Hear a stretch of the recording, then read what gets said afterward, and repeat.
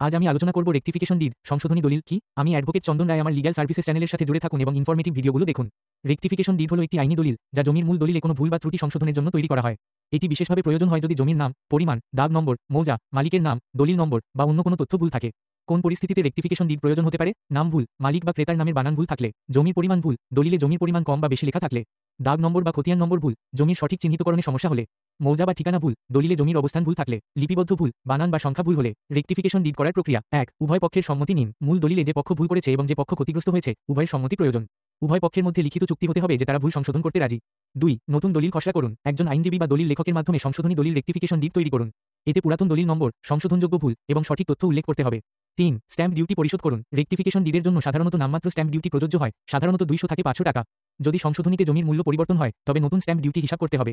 4. Notary বা registry করুন। সাধারণ ভুল যেমন বানান বা সংখ্যা সংশোধন হলে নোটারি পাবলিকের মাধ্যমে দলিল সত্যায়িত করা যায়। জমির পরিমাণ বা মালিকানায় পরিবর্তন হলে উপজেলা সাব রেজিস্ট্রার অফিসে দলিল রেজিস্ট্রি করতে হবে।